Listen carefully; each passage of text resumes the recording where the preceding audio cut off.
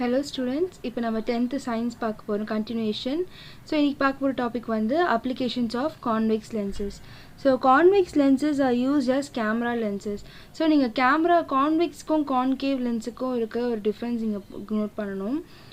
Convex lens வந்து எதுக்கு use பண்ணுவாங்கன்னா long distanceல இருக்கிறத இப்போ நம்ம பவர் சைட் வச்சுக்கோங்க நம்ம ஐ சைட்டே இப்போ வந்து உங்களுக்கு லாங் டிஸ்டன்ஸ் தூரத்துக்கு தெரியலனா நம்ம ஐ லென்ஸ்லேயே வந்து கான்வெக்ஸ் லென்ஸ் தான் வந்து ஃபிக்ஸ் பண்ணுவாங்க அண்ட் கான்கேவ் லென்ஸ்ன்றதுனா சில பேருக்கு வந்து கிட்ட பார்க்குறதே வந்து சில பேருக்கு வந்து ப்ராப்ளமாக இருக்கும் ஸோ அவங்க வந்து கான்கேவ் லென்சஸ் யூஸ் பண்ணுவாங்க ஸோ எதெல்லாம் நம்ம தூரமாக இருக்கோ அதெல்லாம் கேப்சர் பண்ணுறதுக்கு நம்ம எந்த லென்ஸ் யூஸ் பண்ணுவாங்கன்னா கான்வெக்ஸ் லென்ஸாக யூஸ் பண்ணுவாங்க ஸோ அதனால convex lenses are used as the camera lenses. They are used as magnifying lenses. So magnifying lenses na enna theriyumla ellarkum and ரொம்ப இதுவா இருக்கும்னு சொல்லிட்டு ரொம்ப சின்னதா இருக்கிறது எல்லாமே வந்து ஒரு கண்ணாடி ஒன் சைடு ரோப் கண்ணாடி மாதிரி வச்சு யூஸ் பண்ணுவாங்க அது வந்து மேக்னிஃபிகேஷன் கிளாஸ்னு சொல்லுவாங்க. So magnifying lenses they are used in making microscopes, telescopes and slide projectors. So இதுக்கெல்லாம் வந்து அவங்க யூஸ் பண்ணுறாங்க இந்த கான்வெக்ஸ் லென்ஸு எதுக்கெல்லாம் யூஸ் பண்ணுறாங்கன்னா மைக்ரோஸ்கோப்க்கு யூஸ் பண்ணுறாங்க டெலிஸ்கோப்க்கு அண்ட் ஸ்லைட் ப்ரொஜெக்டர்ஸ்க்கு அவங்க யூஸ் பண்ணுறாங்க. They are used to correct the defect of vision call hypermetropia. So இந்த ஹைப்பர்மெட்ரோபியா நான் என்ன சொன்னேன்னா நம்ம விஷன் தான் நம்ம கண்ணோட டிஃபெக்ட் லாங் டிஸ்டன்ஸ் தெரியாதவங்களுக்கு திஸ் கான்வெக்ஸ் லென்ஸ் வந்து யூஸ் பண்ணுறாங்க அதுதான் வந்து சொல்கிறாங்க ஹைப்பர்மெட்ரோபியா. ஸோ நெக்ஸ்ட் டாபிக் பார்த்தீங்கன்னா refraction through a concave lenses. இதுக்கு முன்னாடி நம்ம என்ன டாபிக் பார்த்தோம் refraction through a convex lens ன்னு பார்த்தோம். இப்போ concave lensோட refractions நம்ம பார்க்க போறோம். Let us discuss the formulation of images by a concave lenses when the object is placed at two possible positions. So இப்போ ஆப்ஜெக்ட் வந்து எங்கேயோ இன்ஃபினிட்டியான பிளேஸை நான் வந்து ஃபிக்ஸ் பண்ணியிருக்கேன். ஸோ என்னோட ஆப்ஜெக்ட் வந்து எப்படி இருக்கும்னா இப்போ நான் இங்கே வந்து எங்கேயோ நின்றுட்டு இருக்கேன்னா இங்கேருந்து நான் என்னோட பேரலாக ஒரு அதே மாதிரி தான் நான் அந்த ரூல்ஸில் எனி டூ ரூல்ஸ் ஓகே உங்கள் ஆப்ஜெக்ட் வந்து நேராக இப்படி பேரலல் டு பிரின்சிபல் ஆக்சஸ் இருந்துச்சுன்னா அது எப்படி டைவர்ஜ் ஆகும்னா உன்னோட ஃபோக்கஸுக்கு நேராக போய் அந்த பக்கமாக போய் உங்களுக்கு வந்து டிஃப்ளெக்ட் ஆகும்.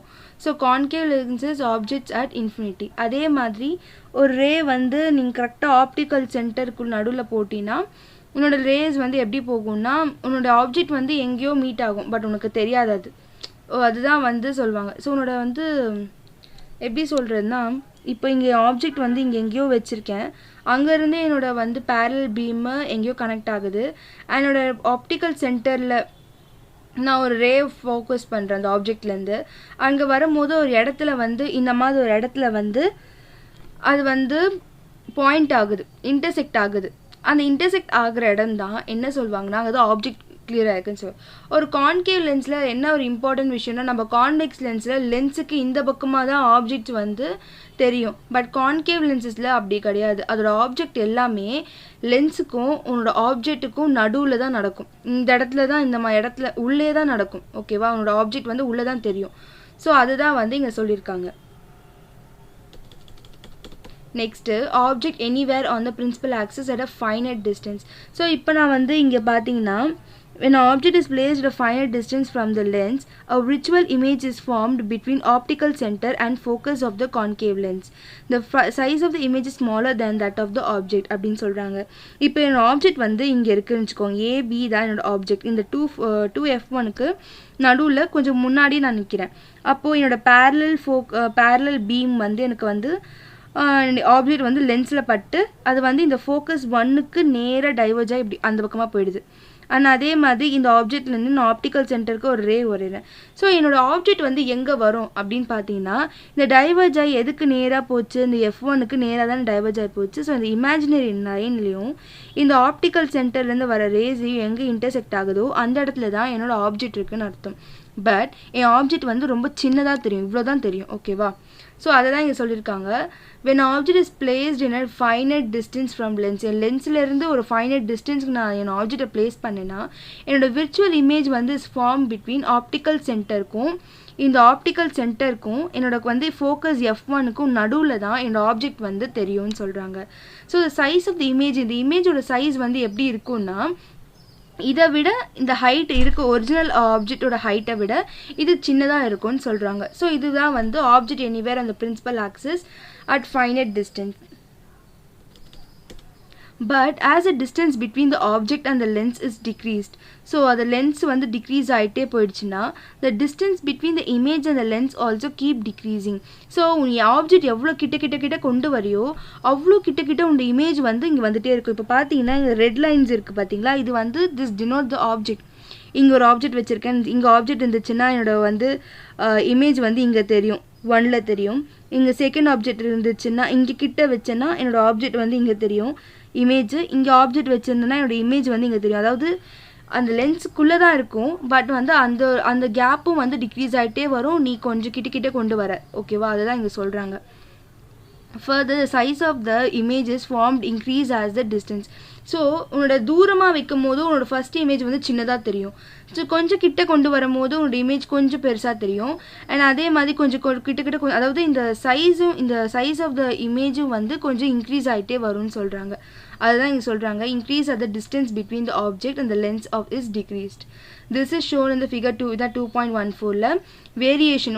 ஒவ்வொரு பொசிஷன் ஆப்ஜெக்ட் வைக்கும் போது ஒரு இமேஜ் எப்படி தெரியுதுன்றதை வந்து இங்கே காட்டியிருக்காங்க. இது வந்து இமேஜ், இது வந்து ஆப்ஜெக்ட்ஸ். இந்த ரெட் லைன்ஸ் வந்து ஆப்ஜெக்ட்ஸ். ஓகேவா, அந்த 1 இருக்க இடத்துல ஃபர்ஸ்ட் இமேஜ் வைக்கிற அந்த ஆப்ஜெக்ட் வைக்கிற அதோட இமேஜ் வந்து இங்கே பிளாக் 1ன்னு மார்க் பண்ணியிருக்காங்க பாரு, அதுதான் உன்னோட ஃபஸ்ட்டு இமேஜ் ஆப்ஜெக்டோட இமேஜ்.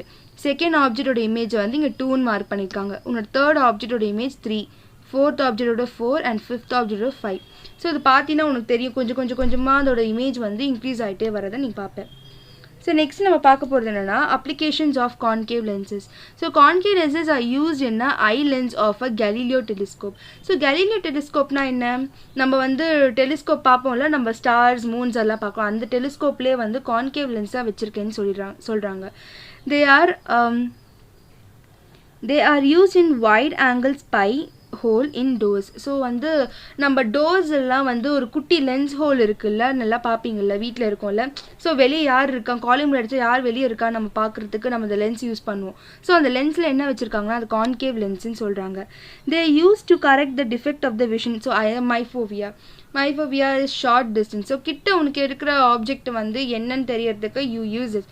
ஸோ இந்த கடைசியில் இருக்க பார்த்தீங்கன்னா அந்த விஷன் டிஃபெக்ட், அது வந்து நம்ம லென்ஸு, நம்ம கண்ணாடி போடுறவங்களுக்கு அது வந்து லென்ஸு. ஸோ கான்கேவ்ன்றது ஷார்ட் டிஸ்டன்ஸ் வந்து குறிக்கும் அண்ட் கான்வெக்ஸ் வந்து லாங் டிஸ்டன்ஸை குறிக்கும். நெக்ஸ்ட் பார்த்தீங்கன்னா லென்ஸ் ஃபார்முலா.